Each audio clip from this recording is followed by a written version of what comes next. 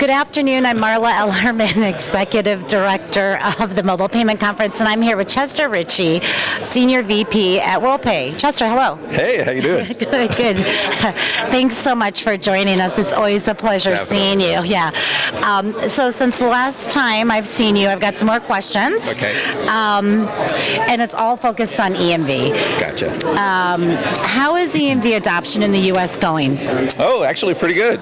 I mean, depending on where we're at in the cycle right now. Mm-hmm. So if you were to look at it last year, we had about 1% of the transactions in the United States that were EMV compliant. And today we're expecting about 40% of all transactions to become compliant by October. So we're in September right now. It doesn't look like it's going to happen, but there's a little over 1 billion credit cards in the U.S. today, and about 800 million of those have been reissued in EMV format. So we think because the big boxes had recently come online in the last month, that we will hit that 40% mark. Now that's for dedicated terminals. Unfortunately, the other side of this story is integrated solutions aren't quite ready yet. So we expect to see those solutions start to roll out in Q1 and Q2 of next year. Okay, will EMV really protect retailers from a breach, or is that just a fallacy? Fallacy, definitely.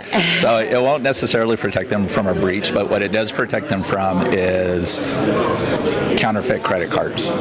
So if you think about it, if somebody walks in now and they don't have an EMV credit card, most likely that's going to be something that could be compromised. Mm-hmm. And if it is, if the retailer hasn't implemented EMV hardware, they would be liable for that compromise. Or if the issuer hasn't reissued that credit card in EMV format, the issuer would be on the hook for the fraud. So for the retailer, what we're really telling people is you want to do what we call the trifecta of security, which is, since you're going through the technology refresh anyways, do EMV with point-to-point encryption and tokenization, and that'll protect you pretty good.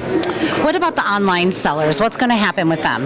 Yeah, with those guys, unfortunately, EMV really doesn't apply to them at all. Mm-hmm. But we do continue to see those breaches increase because as physical retail gets locked down, what we've seen in other countries is that fraud just simply migrates to online sellers. But today, with some of the new Gateway 2.0 companies like our SecureNet, you're able to have encryption and tokenization as part of the gateway offering automatically. So do you think, are the legacy systems just going to stop on October 1st, or what's going to happen? Oh, great question. We always get that question. So no, the existing payment ecosystem doesn't stop working on October 1st, mm-hmm. So you can't continue to take the MAC stripes. They will work.